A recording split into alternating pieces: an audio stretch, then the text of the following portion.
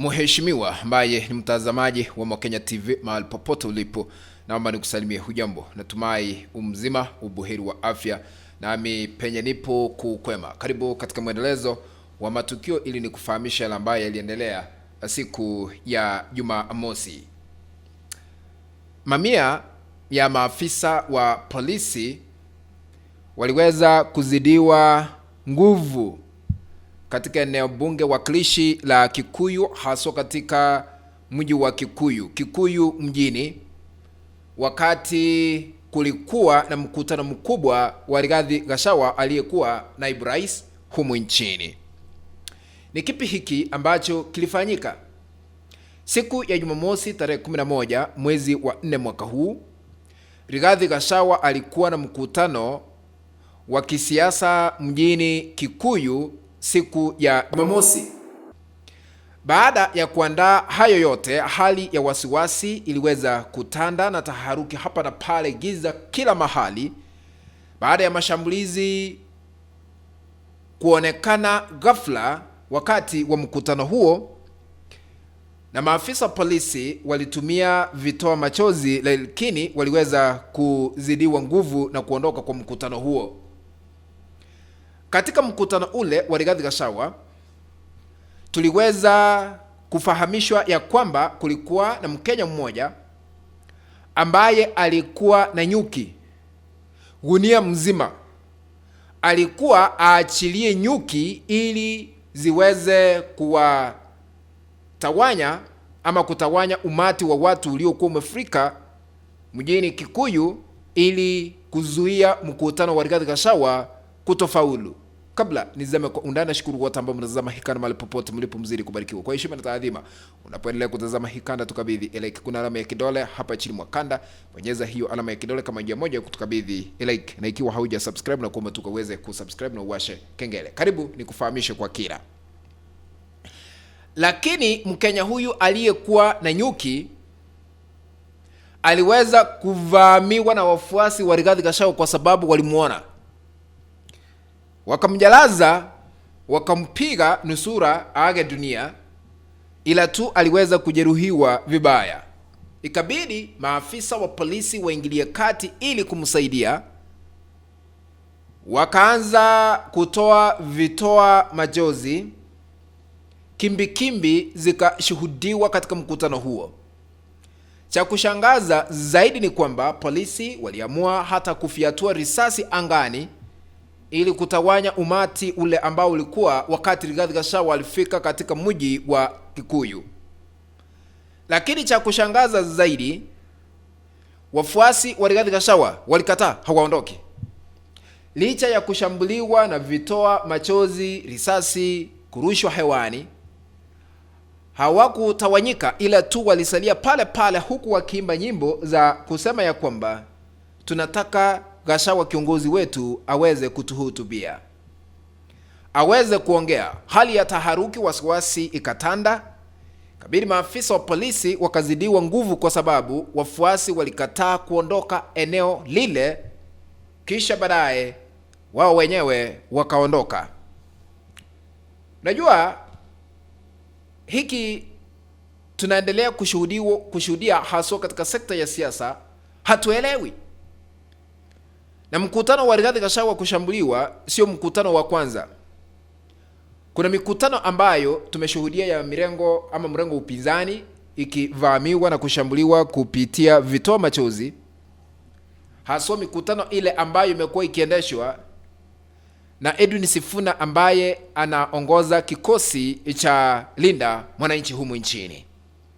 Walipokuwa Kitengela tulishuhudia mambo kama haya, watu wakajeruhiwa, ingawa mmoja aliweza kupoteza maisha. Walipokuwa Narok tuliweza kushuhudia, lakini wafuasi wa Linda Mwananchi walikataa, hawakuondoka, ila tu maafisa wa polisi waliondoka, vile tulishuhudia Kikuyu siku ya Jumamosi.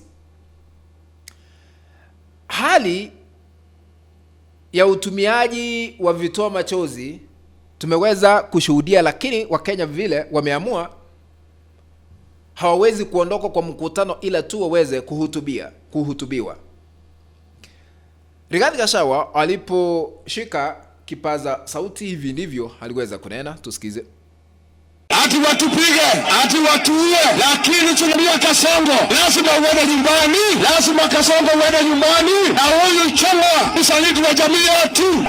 Wewe sima hiyo tear gas, wewe sima haka maji, ogopa tear gas, wewe sima hiyo tear gas. Huyu Chungwa hadi asiende, bwana Chungwa unatuma polisi kuua watu ya nyumbani, unatuma polisi kuua watu wenu.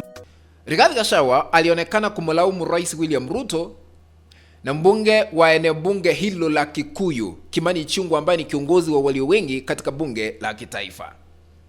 Kuna madai Rigathi Gachagua aliweza kuyatoa, akadai ya kwamba serikali ya sasa haina usalama wa kutosha, ni jambo ambalo linastahili kujibiwa na waziri wa usalama wa ndani Kipchumba Murkomen, ndiye anastahili kujibu madai ya Rigathi Gachagua, huku Gachagua akidai ya kwamba maafisa wa polisi walioondoka nchini Kenya wakaenda kule Haiti hawakuenda kuweka usalama, ila tu walienda kujifunza vile watakinukisha wakati majaribu yanaposhuhudiwa humu nchini, na huenda ndio wanatumika wale ambao walitoka Haiti baada ya kupokezwa mafunzo, ndio hawa walikuwa wanarusha risasi angani katika mkutano wa Rigathi Gachagua kule Kikuyu. Hayo ni madai ya Rigathi Gachagua aliyoyatoa siku ya leo. Mkenya ni Mkenya. Serikali yoyote inachukua fursa ya kuwalinda wananchi. Hali hii ambayo tunaendelea kushuhudia, Wizara ya usalama wa ndani ambayo inaongozwa na Kipchumba Murkomen inastahili kuingilia kati ili kutoa usaidizi mkubwa hasa kwa kiusalama kwa Wakenya wote kwa ujumla, kwa sababu serikali ina jukumu kikatiba kuwalinda Wakenya wote kwa ujumla, kwa sababu Mkenya akipoteza maisha, Mkenya anapojeruhiwa, sisi wote tunaumia kwa sababu tumepoteza Mkenya ama Mkenya mwenzetu ameweza kuumia. Wakati tunapokaribia uchaguzi wa 2027, serikali iwe makini sana kuhakikisha ya kwamba wananchi wote wameweza kulindwa. Licha ya mikutano hii ya kisiasa ambayo inaendeshwa humu nchini, ikiwezekana mikutano yote iweze kuruhusiwa kufanyika pasipo husishwa na maafisa wa polisi kurusha vitoa machozi ama kurusha risasi angani, kwa sababu kila mmoja anakuja anauza sera zake na anaondoka, na yule ambaye anatoa uamuzi ni Mkenya yule ambaye yuko na kadi ya kupiga kura. Yeye ndiye anatoa uamuzi nani atakuwa kiongozi, kuanzia kiti kile cha chini kabisa cha uwakilishi ward hadi kiti cha enzi kilicho Ikulu ya Kenya. Kwa hivyo tunaweza kudhibitisha kwamba hali ya taharuki na wasiwasi iliweza kutanda katika mji wa Kikuyu wakati Rigathi Gachagua alikuwa na mkutano wake. Maafisa wa polisi walijaribu kila uwezalo kuhakikisha ya kwamba wamesambaratisha mkutano huo, lakini hawakufanikiwa, walizidiwa nguvu. Kufikia hapo, mpenzi mtazamaji, ndipo natia kikomo katika uchanganuzi wa masuala ya kisiasa. Tukutane katika kanali ambayo nitaitengeneza hapo baadaye. If you have not subscribed to our YouTube channel, I'm requesting you to consider subscribing by smashing the subscribe button this down here. Once you are done, remember to turn on the notification bell so that the moment we upload a video clip, you'll be notified automatically that Omo Kenya TV has uploaded a video clip to watch. Remember to share our content. Also have our WhatsApp groups and on Facebook. That is only way we can continue. Thank you for watching. Adios.